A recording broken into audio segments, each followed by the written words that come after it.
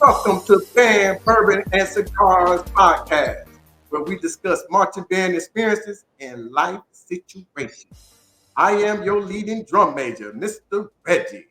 We have the rock of our show, Mr. Herb, also known as 0 to 10.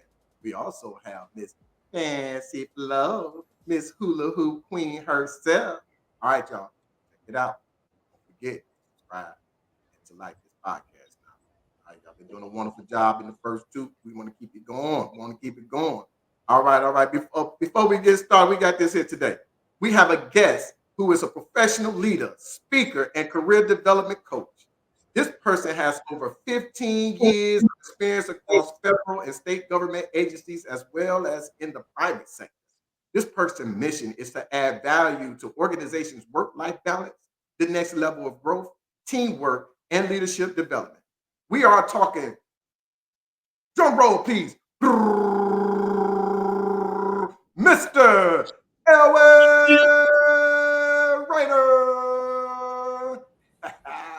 Appreciate it, man. Thank you. Welcome to the show. Absolutely. And it's an honor to be here. That's what's up. That was a very enthusiastic intro. Reggie, you hear me? You doing your podcast behind bars right now? Doubling up, ain't he? The walls is clear back there. Intro. No, I wanted to make sure that I gave you a quality sound, so I went to the library where it has pretty much a studio that I can use. Oh, well, that was nice of you. Thank you very much. What's going on with yourself lately, man? I know you know. Ooh, look at that beard, boy. I know, it's great. You know what they say about all that great. Oh, he be all up in there, don't he? No, I remember Mr. Greer's story about facial hair, and that's all I'm gonna say about that. Wow. I'm supposed to be in the audience, people that heard that conversation. You were like, look at her. I know now as a grown woman, but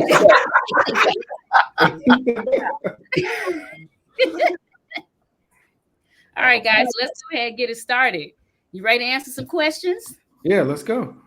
So I am very interested in hearing more about your book, but we're going to get to that later on in the segment. The first question I want to ask you is, between your age now and back when you were in your 20s, what has differed? What has changed? Oh, a lot has changed. Let's see, marriage, 2 sets of twins, climbing the corporate ladder. A lot has changed. In my 20s, I was still trying to make sure that I didn't go back home. That was the goal. Once you move out the house, don't go back. And, you know, I've pretty much been looking forward ever since and added some things along the journey. And I'm continuing to learn and grow and make great moves as I move forward. Where did you meet your wife at? It's great that you asked that question. I actually met my wife in high school. We didn't date in high school, but so we were good friends, kept in touch over the years, and lo and behold, we met up at a Broad Street parade in Detroit, and we just started talking more frequently, and one thing led to another. We got into a relationship, and pretty much started a family. Got married, started a family. That's what's up. One thing led to another. Whenever somebody say one thing led to another, you know what that means. One thing led to another. What happened led to another. Well, it was a long distance relationship. She was still in Michigan, where she attended Michigan State, and I was in Kentucky, attending Kentucky State University, and we pretty much just kept in touch, through phone calls, emails, text messages, and then once I, asked her father for his permission to propose to her, then pretty much I started to make, send trips to Detroit, so like every other weekend, just to spend time with her and get to, know her more in person, as well as her family, and then move forward from there. That's admirable. That's an honorable thing to do, man. I'm hearing more and more that people are not doing that. Males are not doing that. Yeah. I was really big on making sure that I followed what I was pretty much what I seen. So a lot of the, seeing the older men that I hung out with and, got wisdom from, pretty much they would tell me their stories of how, so they were courting their wife and, some of the steps that they took. And I just wanted to make sure that I honored, saying that, pretty much that regime of, saying how to properly do it and not just show it one day, telling them, hey, I'm your son-in-law. I, sat down with him, spoke with him over the phone and was able to get to know him. He was able to get to know me and receive his blessing to be able to move forward. I think that culturally, Americans, most of us don't do that. But in my father's culture, that's something that they definitely do. My dad is West African. He's from Ghana. And Okay. Unfortunately for me, when I was being courted, my father was deceased, but he did meet my brother and chat with my brother about some things first, And it was interesting because my ex-husband he was about 6 or 7 years older than my brother at the time. So imagine having to go kind of talk to this young dude about this woman you want to pursue, but he was down for it. But I remember because I got married in my 30s, I would send guys to my brother just so he could weed them out for me. Like, oh, you like me? Go holler at him real quick. So that's commendable that you did that. You went and talked to her dad. Absolutely. We're definitely being able to, connect and get that experience of talking to an older male. Because I didn't ask my dad for advice. If I remember when I was getting married, he was like on wife number 5. And I was like, yeah, you're not the person I need to ask. Okay. So it sounds like he was the type of man who liked being married.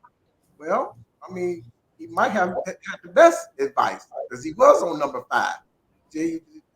Who's in? Don't. He's still on number 5, right? Yeah. No, he on number 6 now. He said he done. But I pretty much, so my conversations with my father were pretty much, do as I say, not as I do. And as we got older, and I realized I'm like, hey, I can't really come to you for certain things, but I can come to you for general things to learn and gain that wisdom from you. So pretty much always keeping in the back of my mind, the things that I see my father do, that's not what I need to do, but knowing that I just do the opposite and I'm going to be all right. So let me ask you this question. What are some differences? This is kind of where my train of thought is going, between things you saw your father doing and how he impacted you as a father versus things you're doing differently with your girls. Is there a difference because you have girls and you are a male child? Is there a difference with any of that? The difference is my dad and my mom were young when they got married. My dad was 17 and my mom was 18. So they were very young. He was still trying to figure out things, trying to know what to do. But then over the course of years, of course they had separated. And I spent time with both parents. I realized that he still had some growing and development to go through. And for me as a father, I was just looking like, okay, I want to make sure that I'm ready for marriage. So I didn't get married until I was 26. And pretty much I had already established some things in place where, my mom, she always taught me, she said, don't depend on a woman to actually cook for you, to always, sew your clothes and to take care of you. You should be able to take care of yourself. And then if you do get married, then that's actually a bonus where she's adding to you and you're not depending on her.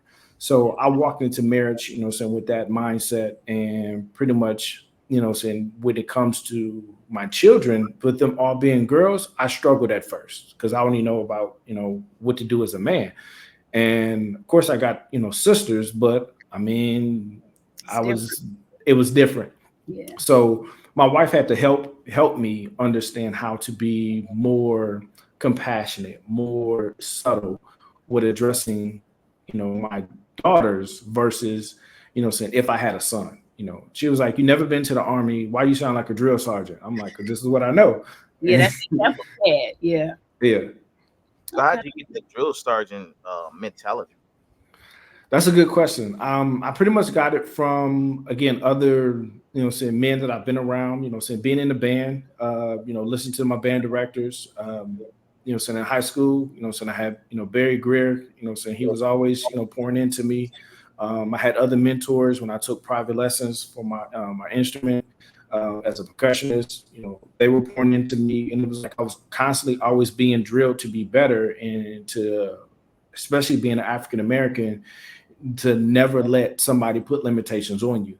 So that's kind of the mentality that I took into being a father. I'm like, no, my daughters are not going to be soft or be limited because they're daughters, they're girls. I'm like, no. For one, we live in a predominantly, white, saying city. So I don't want them to feel like, oh, somebody owes me something. I'm like, no, you got to go out and get it, and this is how you're going to get it, and this is how I'm going to prepare you to be able to be successful in the world, no matter what. Yeah, what are some of your day-to-day functions that you do with your daughter, that you have daughter, your day-to-day routine? Got you. So pretty much, of course, so I message them, text them in the morning, when they're getting ready to go to school, to have a great day. May send them an affirmation, may just speak life into them by encouraging them. And then, of course, when they get home, spend time with them when I can, when I'm not, double booked or working. Just like yesterday, so after I got off of work, I just took time to just sit down and watch TV, with them. And then me and one of my other daughters, we actually washed the dishes together, where pretty much just finding quality time with each other. I set individual daddy-daughter dates where we go out and spend time together, where they get to ask me any question they want to ask me, and I tell them the truth. And I pretty much ask them questions and just be able to build that relationship. And your girls are what, about 14-ish? No. Well, yes. My younger set of twins are 14. My older set of twins are 19. Oh, wow. Okay. I did not realize that much time had gone by. I was thinking the older ones were about 14. I haven't seen them in a while. No, yeah. The older set of twins, they finished their first year of college and are getting ready to go back as sophomores. Saying actually within 2 weeks. And then my younger set of twins are getting ready to start high school. So they start back next week. That's awesome. So you mentioned being a marching band and having Mr. Greer as one of your mentors. Aside from marching band, what are some of your fondest, earliest childhood musical memories? So for me, growing up in Detroit, I was a football player originally. Band wasn't really on my radar. I was like, I'm playing football. That's what I'm gonna do. In middle school, there was a drum line called the Mason Drummer Boys, and I wanted to be a part of the Drummer Boys. I really didn't care how to play. I just wanted to play because it looked like the cool thing to do. But never got the opportunity, and I just continued to play football. Well, lo and behold, moving forward, getting into high school, I wasn't eligible to play football at King due to my grades. And I was just like, I need something to do. I don't want to get into trouble. I don't want to, have time lapse where I'm doing something in the streets with the rest of my friends. So I talked to my counselor, and she took me to go talk to Mr. Greer. And Mr. Greer was like, so what you want to play? And I was like, man, I want to play the drums. And he was just like, don't let me ever hear you say that again. And I was looking at him like what? I mean, that's what it is. It's a drum. And he was like, no, you want to be a percussionist. And he began to groom me and teach me. So I learned my instrument by taking B band, which is beginner's band, in my sophomore year at King. I didn't get into marching band until my junior year. Okay. So literally picking up a pair of sticks and learning how to read music, I learned all of that 10th grade. And then when I was able to audition, make it into the band my junior year and my senior year, which helped me move forward, was having Mr. Greer always, coaching me. And then also the other men that he put around me for me to take private lessons from. There was a well-known man within Detroit by the name of Dan Tramble, who has Tramble Music. So rest in peace, he passed. But I would literally take the bus and go to his shop, every Thursday from 7 to 8, and literally practice my instrument and learn how to get better. And that prepared me to be able to play in the marching band, and then audition for 3 bands and actually get accepted to be in the band program. But of course, I had to get in school first. Okay. So would you attribute your discipline and structure, the fundamentals of it, to marching band? Definitely, absolutely. The structure and the things that you have to be able to multitask and be able to handle. It was like, for me, being analytical, I was always analyzing, how do I do this and how do I do it better? And if I didn't do it right, I was wanting to know, what did I do wrong and how can I improve? So pretty much always critiquing myself and always asking for that feedback to become better. You said, that's kind of, is that more of a struggle for you when you get so analytical of yourself, and what role does that play in your when you was using your instrument, and how that has manifested itself in your career now? Yeah. Well, my instrument, pretty much being a percussionist, you don't always get music. So you have to listen and you have to pick up, cues and be able to find out, where do you put the accent? Where do you actually incorporate, a nice break in order to allow your talent to shine. And within my career, pretty much finding out, okay, where are the gaps? So it's like, I approach my job as a musician. Where are the gaps? So what are the things that I need to fill in order to make this program better? What do I need to do in order to make the people around me better? And utilizing my leadership skills to be able to help them. And then pretty much, because of my training and my experience in the band and growing into a leadership role, now taking that on to corporate America, where I'm looking at people like, you know what, I see something great in you and I need to help pull that out. So I want you to stop focusing on what you can't do and let me show you what you can do. And then let's grow together, and just pretty much being a coach along the way. Okay. So this is a question. It's related to this. So we were having a discussion yesterday, Reggie and I, and we were talking about the freshman 15, how that transition from high school marching band to college, the college life experience. I know for me personally, I didn't do freshman 15. Mine was a freshman 16. How did you handle from high school to college and staying in shape? Being a percussionist and running up and down that hill definitely was necessary. I mean, I was always carrying my drum, always carrying a book bag, always carrying a pair of sticks. So for me, that was continuous exercise. There was always sectionals, meeting with, other, members of the band to practice. We would go to the back cave, which was literally like a cave that we would go practice in for the acoustics. I was always running around campus somewhere, and my major was computer science.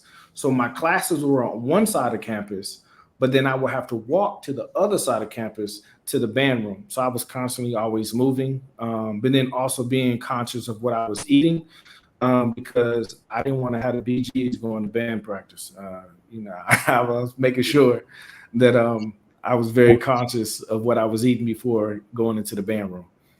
So you said that you was constantly moving and constantly running around when you was on campus to keep down your freshman 15. How about after college? How do you keep that freshman 30, Run around with kids. Yeah, I would say after college, it started to creep up, where I was noticing, because again, I came from I'll say it, I'm a workaholic, and I go to meetings. That's kind of a running joke that I use, where I will work until I accomplish a goal, until I get something done, and I would neglect eating. And people would literally ask me to work on computers and do things for them. And my reward was to get a meal. It was like, because I wasn't really trying to cook for myself. But since being married, having a meal available, having snacks in the house, ripping and running with kids and doing things, yeah, I definitely put on, saying some weight, but I'm working on getting it back down, where I continue to see my doctor and make sure that I'm in a good health mentally and physically, so for the betterment of my family. What about you two, Reggie and Herb? Well, Reggie, you don't look like you. Hey. Okay, yes, you got thick since high school. Yes, you did. Yes, freshman 12. I got this workout. I got this good workout plan. Called drum major. Drum major. This how Elwyn keep that weight off. He got to take all them boys away. No, for real though, it's even though I'm small, I still have to stay in shape because you get to walking up some stairs and you get to breathing hard, especially the older that I'm getting. So in marching band, when you're talking about middle school, you're talking about high school, and then I did it in college, there's that PT element of it. So you get that PT in the week before we even getting started and stuff like that. The exercise and all of that stuff is get you in shape. Like you said, walking from one side of the campus to the next side of the campus. All of those type of things. You're constantly moving. You're constantly doing something. And of course, we have the parties. We have parties. We're dancing. All of these things. We're performing. All of that help with being in shape. And after that, now what I do, I'm conscious of staying in shape. So I'm constantly either after work, I'm going to the gym, or if I can get it in early, I want to get it in early. So do I be consistent with it? No. But when I get to a point where I know I'm like, ooh, you know what I'm saying? I'm starting to feel a little icky, then I get back into working out. So, I had to set up workout spaces in my home because going to the gym wasn't always an easy task because my children they're about 2 years apart. And I was a stay-at-home mom for the bulk of my marriage. So I started acquiring workout equipment. Like right now, I got a hex bar and a 40-pound dumbbell right here on the floor. So I don't have no excuse. If I get up at 3 a.m., can't sleep, but hit the hex bar. There you get some sleep, And my son, even he's 10 now. When he's in his spaces where he's angry, and I can see that I need him to get that off of him, I say, okay, let's hit the weights. And he'll be like, okay. And he'll come and lift the hex bar, grab the weights. And a lot of times it might take him 5 or 10 minutes and then he's angry more, But I'm trying to teach him different avenues of expressing himself. What are some ways that you're teaching your daughters to express themselves when they're frustrated or angry or happy or what have you that are different from the examples you were shown? Exactly. That's a good question. One thing that I let them know is I always ask the question, who controls you? And they always respond, I control me. I said, exactly. I said, so you can't let somebody else confuse you or get you to start to react in a certain way. You can control your emotions where you can react in a positive way or you can react in a negative way. And that pretty much came to light when I would fly off the handle, I was going from 0 to 10. And my wife was just looking like, they're not going to receive you if you keep, yelling at them like that. Yep. And I was like, okay, well, how do I handle it? Because I'm struggling here. And she was like, have you ever thought about just talking to him? I'm like, why do I got to talk? I'm like, do what I say. And she was just like, that's the problem. We're used to always being told, do as I say, not as I do. And so what switch with my daughters is I began to listen to them and say, hey, why did you make that decision? Why are you feeling this way? How can you have said that differently? How can you handle this differently? And after they began to express themselves, I was just like, okay, it's more to it than what I see on the surface. It's something deeper there that needs to be uncovered. So we began to have more of a conversation to help them cope and help them understand how to navigate their emotions. There's a saying I used to use in my classroom. I taught middle school, 6th, 7th, and 8th grade, primarily with my 6th graders. I would say to them, and this is funny, y'all, don't judge me, but it reached them. I would say, y'all are not boogers. Don't let them pick you.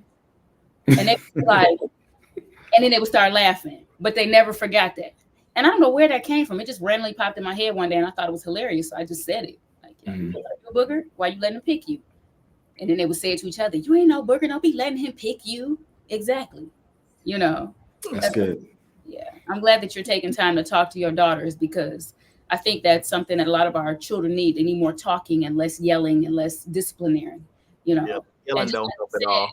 yeah, your father was the do as I say, not as I do type, or just listen, do what my dad was the same way. Very sometimes when I describe him, I'll say very toxic masculinity, the whole picture of that, like beat his chest.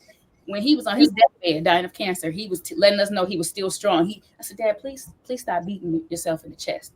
I know you're strong. And I told him, I was like, I know you're strong. You're going to always be king to me, you know. But from his upbringing, that's the example he had. Men had to be strong. They didn't show fear. They didn't cry. They didn't show emotion. They weren't weak.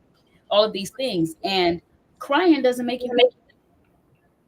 And still to this day, my brother is the only man I've ever seen cry, and it didn't make him look weak to me. And he's a big burly guy. My brother's about 6'1", close to 300 pounds. And he started crying, I'm ready to fight everybody, you know. So the crying part is more of a pride thing. So I want to say that necessarily doesn't make you less of a man. In the eyes, you can see that. You can probably say that. But in our eyes, we would look at it like, man, I feel like she can take advantage of me now. I'm not gonna be the man that she wants. I feel weak. Okay. I felt like that in the past, but I think I've never done that in front of my significant other. Not that I cried, but I never had no reason to cry. You know, you have to feel strong emotions, um, anger, sadness, and stuff like that. But depends on that person. Some people just cry easily. Some people don't. Uh, I wouldn't say that. Yeah, I think it's just a pride We're taught to hold it in though as young thing. men. We were in Absolutely. our era. See what I'm saying? Think about when we were growing up, and even today, when your little boy falls down, what would we say? Get up, try Get up, again. moving. But that Keep little walking. girl, Get off. Quit crying like a little girl, you know, just stuff pick like her up that. and how you doing, how you feeling, tell me how I feel, how it hurt, I would kiss your boo boo. But we all have to fend for ourselves. So we're raised to hold Yeah. all that stuff in and don't cry. You don't cry. You a boy, you a man, be a man, don't cry. So we don't show emotion. Men don't show emotion. You don't talk to woman like that, blah, blah, blah, blah, blah. But now, understanding that crying is okay. Because crying ain't nothing but fear leaving your body. That's all it And is. then too, if you're in a space with a safe person like your significant other or your spouse, to show emotions that extreme, that shows that you're being vulnerable, and that can foster such a safe space for a couple. I feel, you know. There's other ways to feel vulnerable, not necessarily crying. I mean, crying don't Yeah, necessarily not feel crying, vulnerable. but, you You know, can do other things to make yourself feel vulnerable.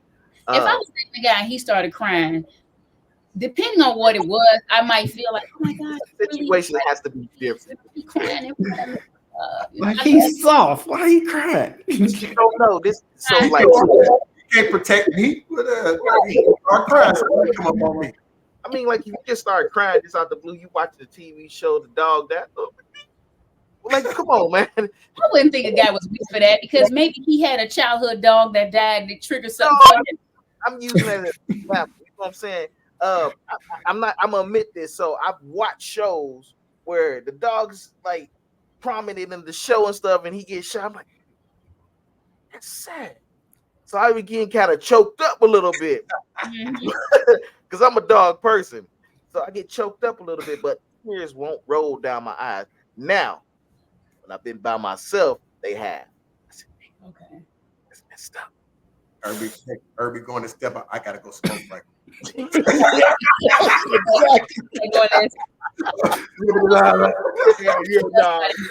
What's wrong with you? Oh, a little bug out of my eye.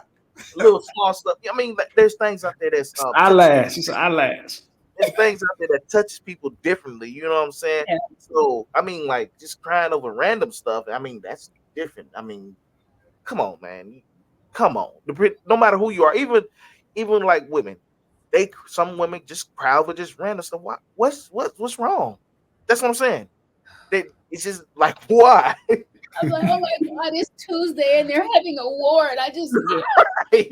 But I get that. That's testosterone and estrogen. It's two different things. So it's more in men and less in women. Blah blah blah. Back and forth.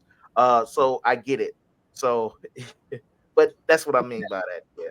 Yeah. I was watching a TV show last night, Grey's Anatomy. I've been watching this since it came out, but I'm rewatching episodes. And there was this one episode where one of the characters, his dad died from cancer. My dad died from cancer. So I was already there. Okay. Gotcha. And then he said, I don't know how to live in a world where my dad does not exist. That was the line for me. I typed it up, texted my brother. I was crying. He called me up. He was crying to see. But see, that was a trigger for me. Now, had he been by himself watching that, I don't know how he would have responded. But me sending that to him and whatever space he was in that moment, you know. Right. But stuff like that always gets me. You know? He probably won't even watch Grey's Anatomy. You just sent that to him and brought the thought back in his head. Yeah, he don't watch none of that stuff. But I love shows like that, you know. Well, ladies, it's that time. It's that time to put some smoke in the air. Oh, yeah, I know you got one. If y'all looking for a show that's gonna make you cry, though, This Is Us. This is the segment. Yeah, that's a good show. It means there's a story that you must tell us. Okay. Either that is funny, educational, and different. I'll take a bound. Whatever story you can tell, you can use names. You know, you don't have to use names. Whatever story you want to tell that's dealing with occupants. Gotcha. Man, there's so many stories. Make it a good one. All right. So I'll tell this story about marching band. So at K-State, it was my junior year. I want to say no, it wasn't my junior year. It was my senior year. I'm the section leader in the percussion section. And of course, we have some incoming freshmen. This one, guy, and again, I'm not gonna say no names. But he was from St. Louis, and he got too comfortable. You probably thinking like, what do you mean he got too comfortable? Where we're in band practice and we're practicing, and he decides to slap me in the back of the head because I messed up. Again, I'm a senior and a section leader, and this freshman slaps me. The whole section is looking like, what is Elwyn getting ready to do? Like, Elwyn is getting ready to flip out. But because of who I am and who I represent, because also I'm a member of Kappa Kappa Psi, National Honorary Band Fraternity. So I have a standard that I hold myself to, being a part of an elite band organization. Okay. I kept my composure. And everybody was just on pins and needles trying to figure out, what is Elwyn getting ready to do? Is he getting ready to pop off? Is he getting ready to flip out? Nope. I act like pretty much I acknowledged that it happened, but I kept moving forward with practice. Band practice is over. Everybody's heading back to the dorm. I get to my dorm room, and everybody's literally at my door talking about, what you getting ready to do? And I'm like, why y'all tripping? I'm like, he a freshman. He don't know no better. Oh man, you letting them punk you. You gotta do this. You gotta do that. And lo and behold, I literally took a moment and I was like, I want to figure out what motivated him to hit me and not think that there was going to be any, repercussion.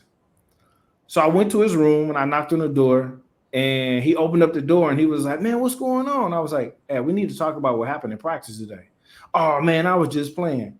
Before he can actually get, I'm just playing out, something snapped and I punched him in the mouth.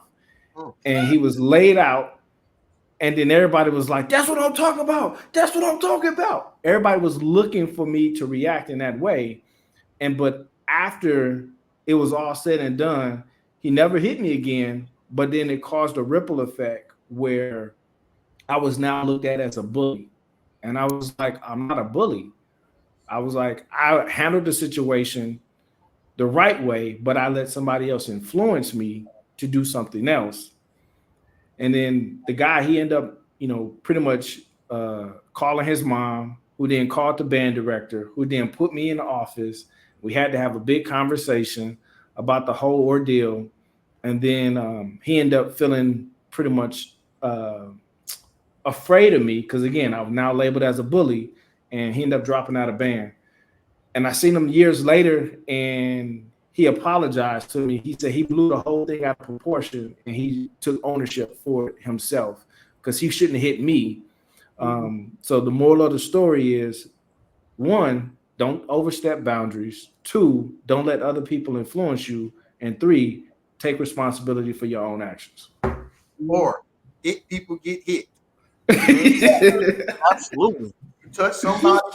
He's lucky that your initial reaction was what it was. Because had you laid him on the band, yeah, that would have been a whole different conversation. I probably would have been put out of band.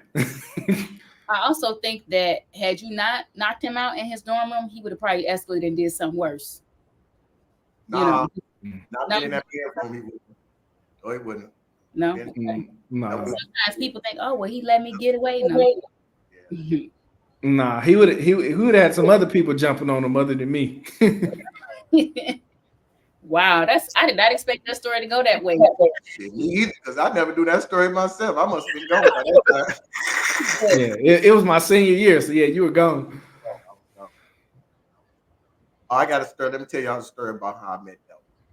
Oh man, let's go. I was waiting for this one. I didn't know him at all. So I come home, Detroit, and I'm riding in the car with a buddy of mine, and we end up seeing another guy that used to be in marching band, but walking down the street. And hey, what's going on? Hey, what school you at? He said, I'm at Wayne State. He had this instrument in his hand. It was like, you playing for them? Like, yeah. I said, why don't you come on down to Kentucky State? He was like, I don't know if my mama gonna let me go.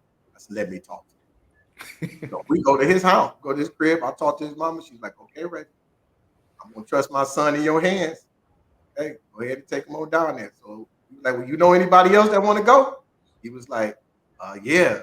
Guy named Elwyn, he played percussion. I never knew Elwyn in high school and stuff like that. He came out, I left. We get to Elwyn's crib, his mama started packing his clothes up quick. He packed him up. She told him the same thing. He jumps in the car. We get another one of their buddies and stuff. We drive them all the way to Kentucky. Got them graduate students and stuff. First of all, I threw them a party and all that kind of stuff. But then Elwyn disappeared and all that. But, we get there, get him in school and all of that. And then, of course, he gets on. He started the intake process, Kappa Psi. And I was getting this word like, man, your boy from Detroit, man, he gonna quit. Like, nah, he ain't gonna quit. He's strong. He gonna quit. Nah, he about to quit. I brought him a box of Wheaties. So I said, every time you think about quitting, you hold these boxes of Wheaties. And you tell him, you are stronger than what everybody ever done. Hey man, you still got that box is gone. But I remember what you told me. You was like, hold the box up, and you have to hold it and be like, my eyes don't cry no more. And I literally was like, if I have to do this skit one more time. It was definitely an experience where a little bit more of the background of that, when I met Reggie, I was standing outside the band room where I was getting ready to go take an exam to get into ITT Tech, where I wasn't going to college. I was going to trade school, where no one in my family either finished college or went to college. So I was the very first one to actually go and finish. And he was like, you gonna let your talent go to waste? I was like, look, man, this is just something for me to do to keep myself out the streets. And he was like, man, no, man, you can't let your talent go to waste. Come to K-State. And pretty much it, so the story began to write itself, just being able to be around Reggie and learn from him. And, so the other guys, so that I was able to connect with in the bond, it was just, a beautiful thing. Because if it wasn't for that phone call and that trip, yeah, I'll probably be somewhere else. You know what I'm saying? So I appreciate you for that. The things happen the way they're supposed to happen. You would never met your wife. You would have had the kids you had. You wouldn't have the life you have right now. I mean, you have been doing something probably totally different had that interaction never happened. Absolutely. Everything. Look, that goes for you too. Absolutely. The whole family moved down there to. Yeah. Out here. The situation I got going on right now would be happening. So that leads me into this question right here. How does it feel having a brother-in-law that you march in the band with?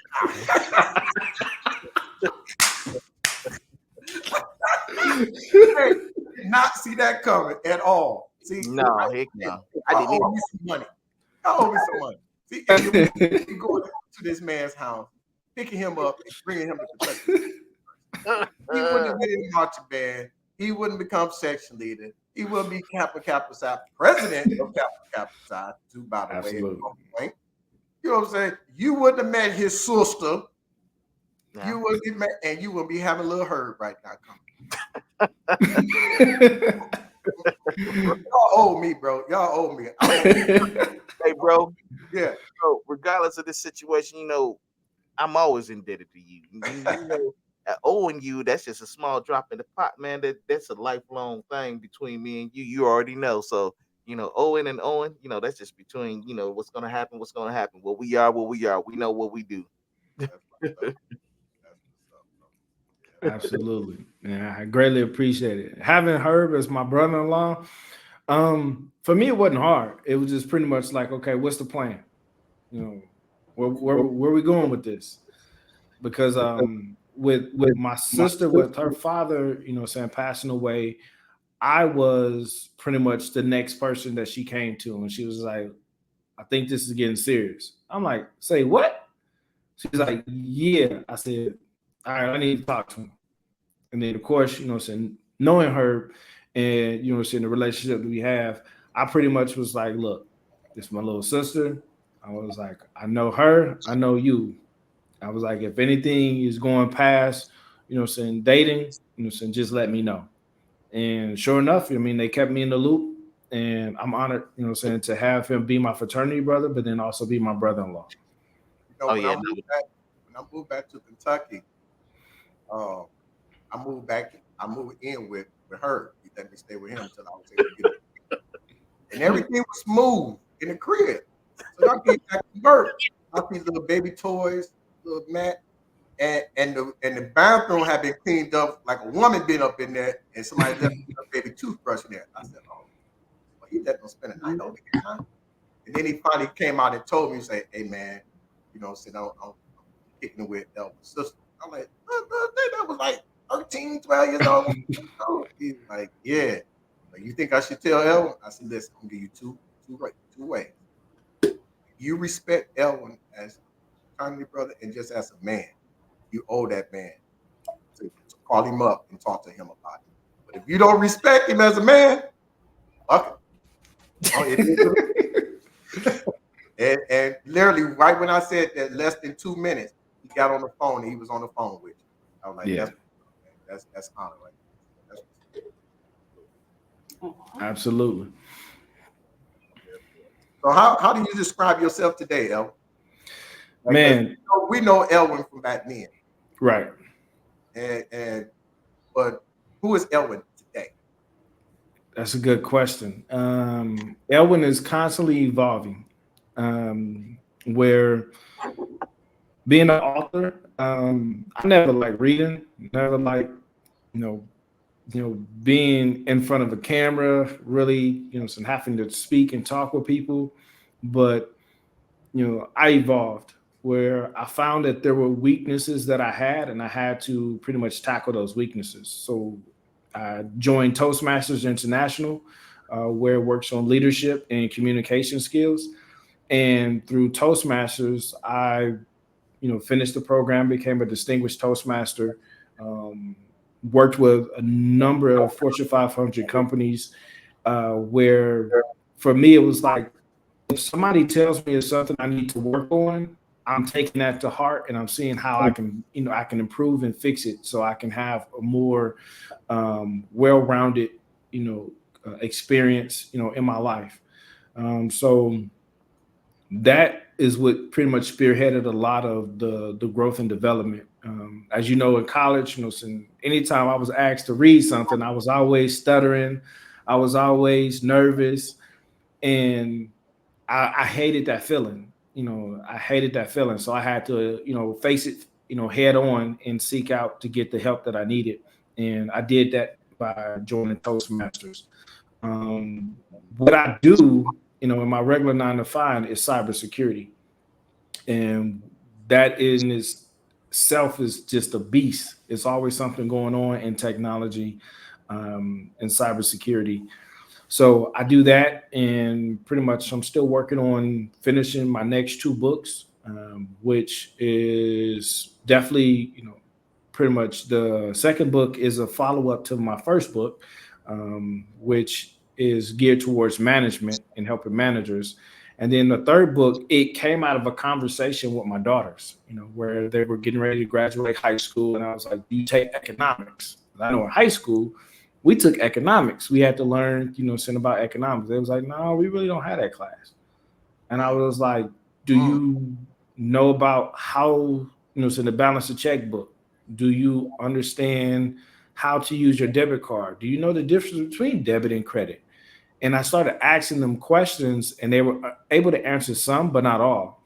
So I started working on my third book, which is a financial literacy book for high school kids, to be able to show them, don't enter into college thinking that mom and dad is going to always be there to bail you out, or you have to pretty much take on debt by accumulating a bunch of credit cards, because everybody when you get to college, you get them letters coming in the mail. You be looking like, oh, I get a $3,000 limit and I can just do what I want. Like, no, you got to pay that back. So pretty much always looking for an opportunity to be able to pour into someone else and pay it forward.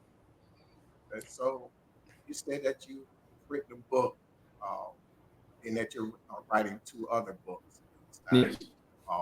One of them was based off the conversation that you have with your daughter. Does your profession today have anything to do with your musical career, and how did that translate to what you're doing today? You said, does my profession today have anything to do with my music career? I would say it played a factor. So I mentioned earlier that I auditioned for 3 marching bands. One was TSU, which is Tennessee State University, FAMU, which is so Florida A&M, and Kentucky State University. I auditioned for all 3 band directors, and they all liked how I performed, how I played as a percussionist, where my instrument is snare drum. And my question that I asked each and every one of them was, can I major in computer science? Because I knew out of the gate I did not want to be a music major, but I wanted to do something with technology. Ultimately, I wanted to make video games. That was literally my focus and my goal. And work for a big company, be able to create video games, play video games for the rest of my life. But I was still young, naive, didn't know any better. Well, FAM pretty much told me, no, you got to major in music. And TSU said, you could probably major in a different major, but you probably won't get as much money on your scholarship. K-State, Kentucky State University, the band director, who's like, yeah, you can major whatever you want to major in. I was like, is it going to affect my scholarship? He was like, nah. He was like, you join my band program, I'll make sure you get a scholarship. So that talent of being a musician opened the door for me to go to college and then be able to major in computer science and go down the road that I'm going down, in computer science. I continue to still play my instrument. Actually, all of my daughters play instruments.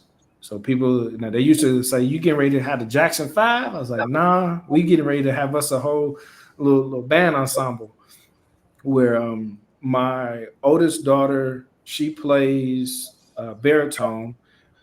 Her twin sister plays clarinet. My youngest daughter, she plays trombone. And my youngest daughter, she plays trumpet.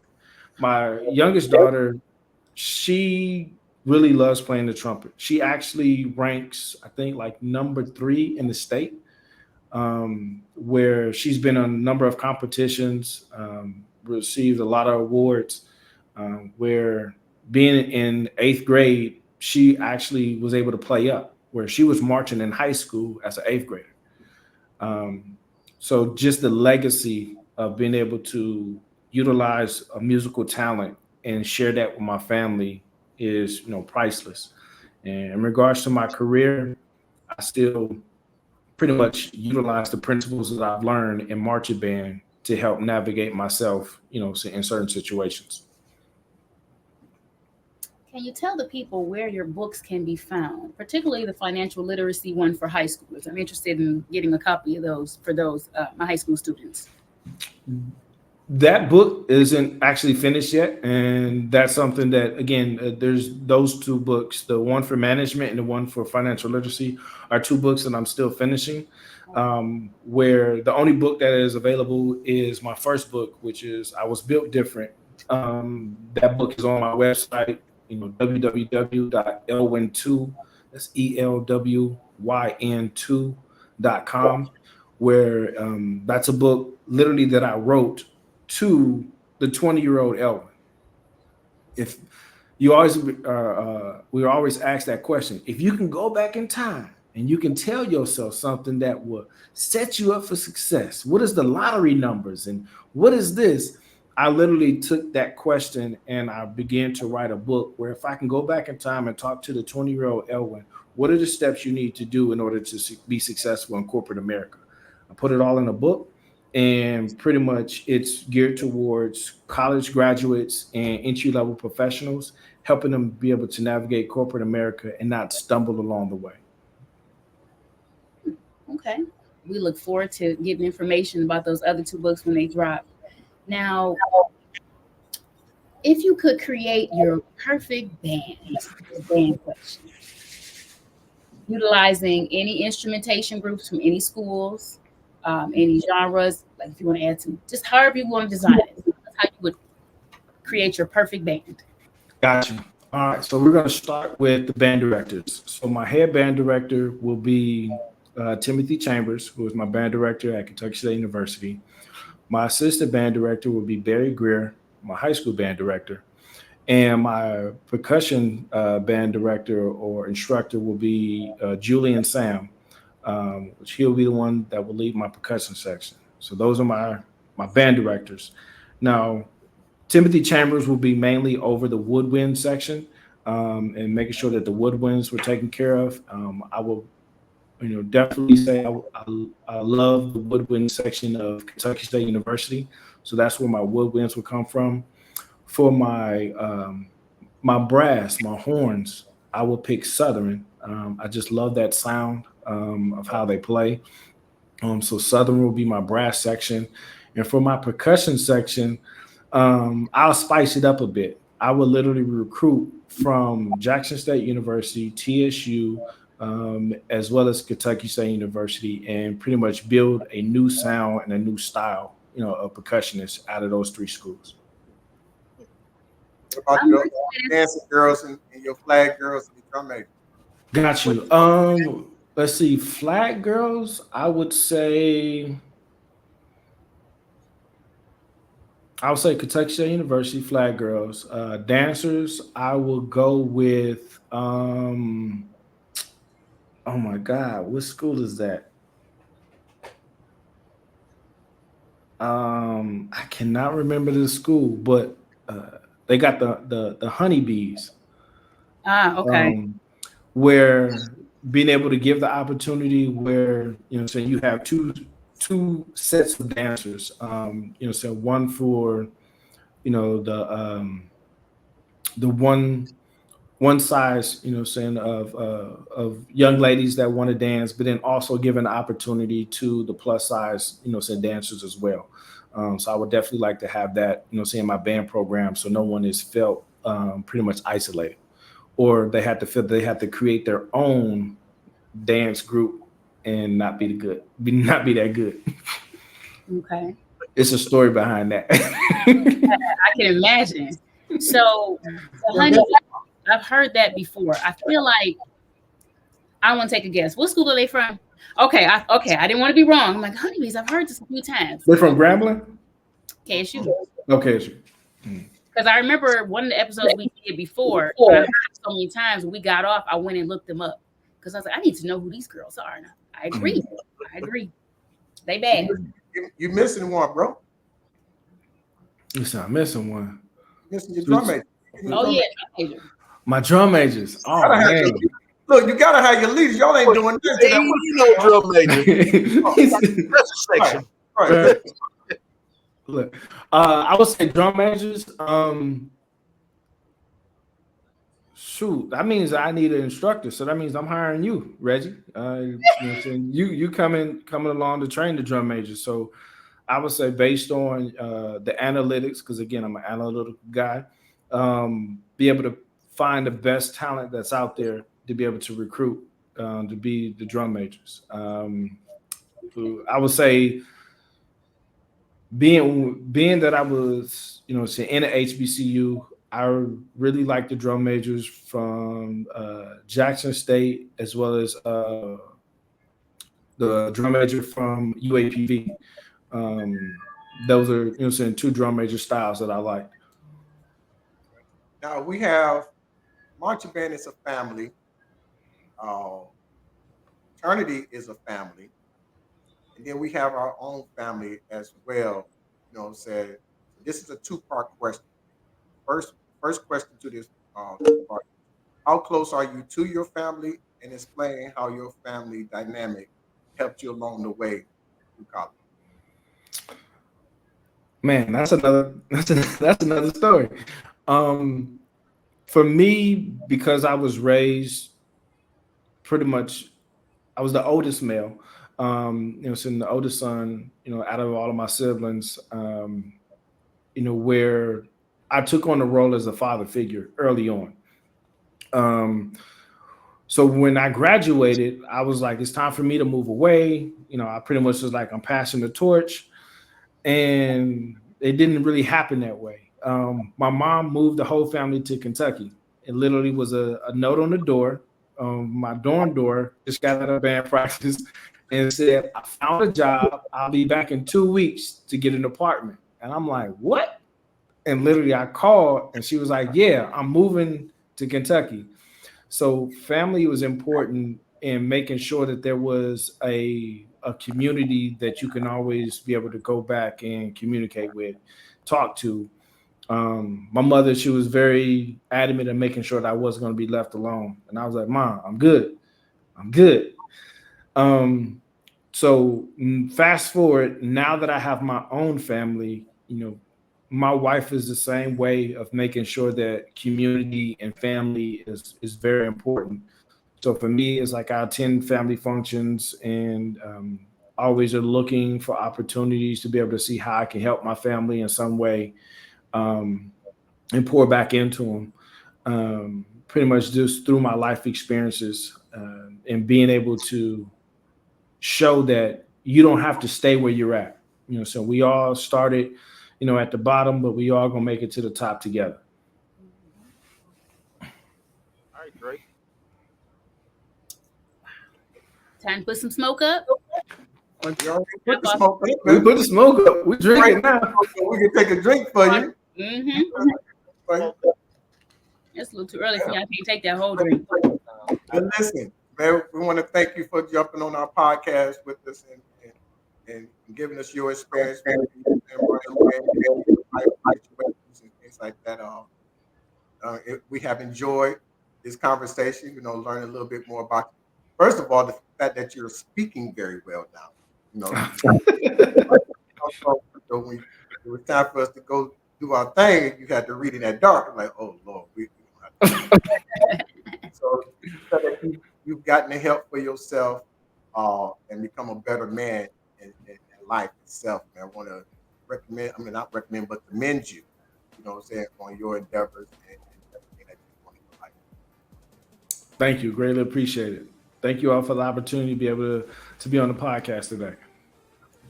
Make sure you send your family our love too. Tell Crystal I say hi. Definitely. I definitely will. Yeah. All right. Bring us up out of here, baby. It's time to go, baby.